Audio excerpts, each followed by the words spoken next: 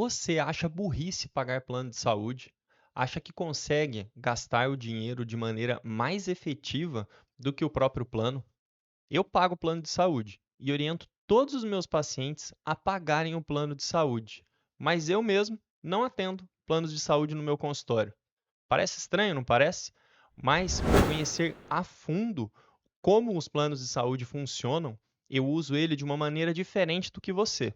Se você quiser conhecer a fundo o funcionamento dos planos de saúde e como você pode tomar decisões melhores em relação a como contratar um plano de saúde e se isso é realmente bom para você ou não, fique comigo até o final do vídeo que eu garanto que você vai tirar muitas dúvidas e muitas coisas que você ainda nem conhecia sobre o funcionamento do sistema de saúde. O meu primeiro emprego como médico geriatra foi em um plano de saúde. Nessa época, eu conseguia dar um bom atendimento para os pacientes nesse plano. Eu atendia um paciente a cada 30 minutos, recebia por hora e era muito feliz, e eu percebia que os pacientes também eram muito felizes nesse ponto. Mas o sistema de saúde veio mudando ao longo do tempo. As metas foram aparecendo. Sim, meus queridos, médicos também têm metas nos planos de saúde. E essas metas foram ficando cada vez mais arrochadas.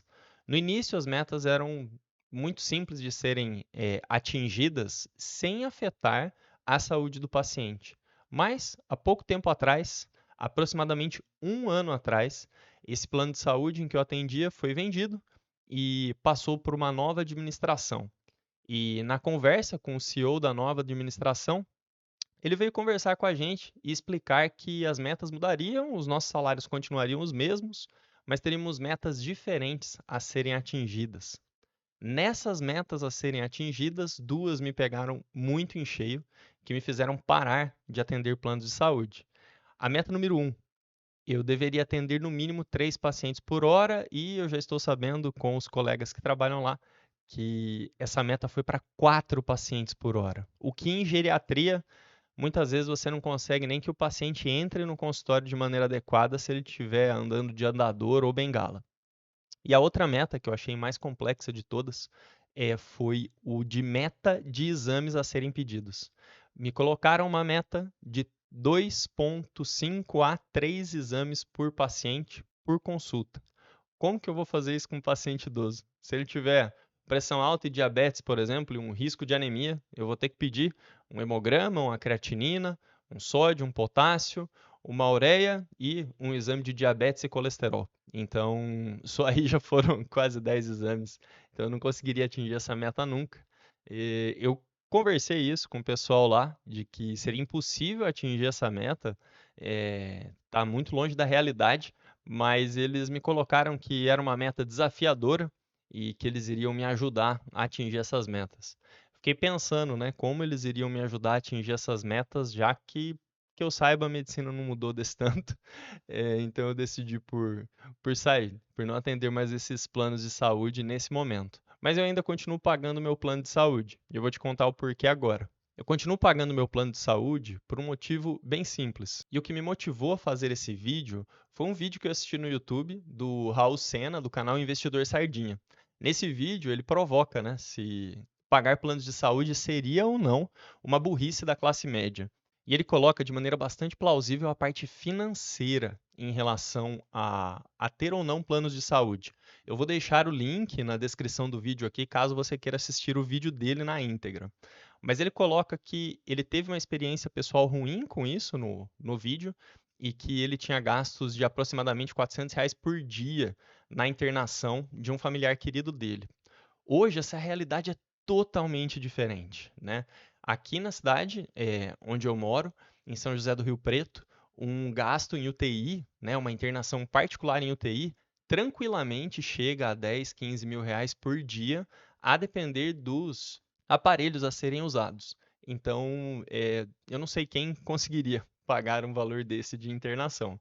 Eu, por exemplo, em pouquíssimo tempo corroeria tudo o que eu tenho com 10 a 15 mil reais por dia de internação de um ente querido.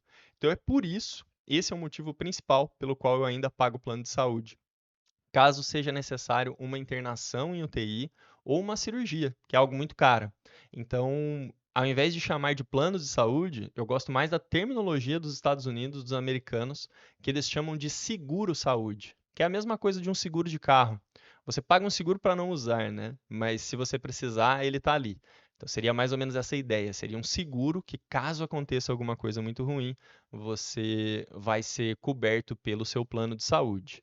Mas como os planos de saúde funcionam por dentro e por que que eu não atendo mais planos de saúde? Os planos de saúde funcionam com uma margem de lucro muito pequena, apesar das pessoas pagarem caro, né, dos planos de saúde, mas a margem de lucro dos planos de saúde é muito pequena. E boa parte disso vem da judicialização em saúde, dos processos que eles tomam. Nesse convênio, em que eu trabalhei por 9 anos, por um curto período de tempo eu fui coordenador do setor de geriatria lá, e eu ficava sabendo dos processos judiciais e que o plano perdia.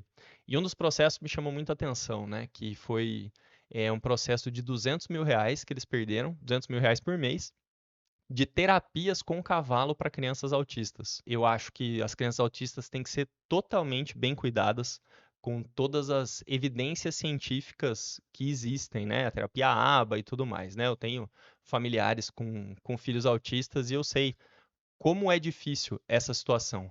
Mas a terapia com cavalos para crianças autistas, ela não tem uma comprovação científica real. E a partir disso, por não ter uma comprovação científica real, o plano não deveria ter perdido esse processo. Cada vez que o plano perde algo nesse sentido, ele vai ter que tirar esse dinheiro de algum lugar. E ele vai tirar esse dinheiro das outras pessoas, arrochando as metas em cima dos médicos que já trabalham lá, e as pessoas que não processaram o plano é que vão pagar a conta desse processo que o plano perdeu. Isso também acontece no SUS. O SUS também é processado o tempo inteiro em relação a várias coisas.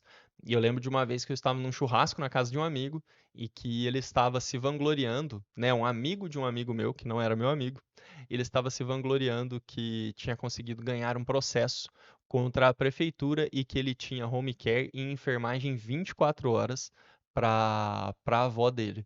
Então eu fiquei pensando, né, por que todos não teriam direito a isso, né? E o ponto que acontece é que cada vez que a prefeitura perde um processo desse, quem vai pagar são os outros usuários que não processaram, com falta de remédios no posto de saúde. Sei que existem várias outras nuances em relação à corrupção e afins, mas a judicialização, com certeza é um dos grandes pontos que atrapalham tanto o andamento do SUS quanto o andamento dos planos de saúde. Então, diante dessa situação, em que o uso de planos de saúde, muitas vezes os médicos estão focados em tentar te ajudar da melhor maneira possível, desde que cumprindo as metas de pedidos de exames. E isso é uma realidade em muitos planos de saúde hoje, principalmente nos planos de saúde mais baratos. É aqueles em que você não tem a opção de ir até o consultório do médico, aqueles que você tem que ir até um local que é consultório do plano de saúde, né? Principalmente nesses planos de saúde. Se você paga um tipo de plano de saúde desse, saiba que muitas vezes não vão estar sendo pedidos todos os exames necessários e esse médico vai ter uma meta de tempo, né? Agora, o ideal seria você procurar um médico particular que fizesse os pedidos de exames e, por lei, o convênio é obrigado a pagar esses exames no médico particular. Mas aí também existe uma pegadinha, principalmente hoje em dia, com muito acesso à rede social, existem médicos que fazem verdadeiros horrores nessa parte particular. Eles acabam pedindo um monte de exames desnecessários, selênio, alumínio, molibdênio, mais de 30 hormônios diferentes, pedindo ali 40, 50, 60 exames diferentes. E você achando que você está sendo bem cuidado, mas preste atenção. Uma dica que eu te dou é: se está pedindo muito exames, se esse médico está pedindo muito exames, e no final da consulta ele pega e ele te fala assim, ó, eu vou te passar uma fórmula aqui com suplementos e hormônios, mas eu gostaria que você fizesse essa fórmula só nessa farmácia, porque essa farmácia é a única da região que faz bem esses ativos e é a única que eu confio. Tome cuidado. Talvez existe a possibilidade desse médico estar recebendo uma comissão dessa farmácia e estar pensando mais no dinheiro que vai entrar no bolso dele do que na sua saúde. Então, na minha opinião, o ideal seria você procurar um médico que seja ético, que não peça esse monte de exames e que não te indique exatamente a farmácia ou o local onde você deve comprar as medicações, que ele te coloque de maneira sincera os seus problemas de saúde. É dessa maneira que eu e muitos colegas éticos tentam se posicionar na internet e cuidar dos seus pacientes, seguindo a medicina tradicional, a medicina baseada em evidência. E se você gostou do meu jeito de abordar a sua saúde, marque uma consulta comigo. Atendo consultas presenciais aqui em São José do Rio Preto e online em qualquer lugar do Brasil. Nos vemos no próximo vídeo que eu vou deixar para você linkado no card aqui agora.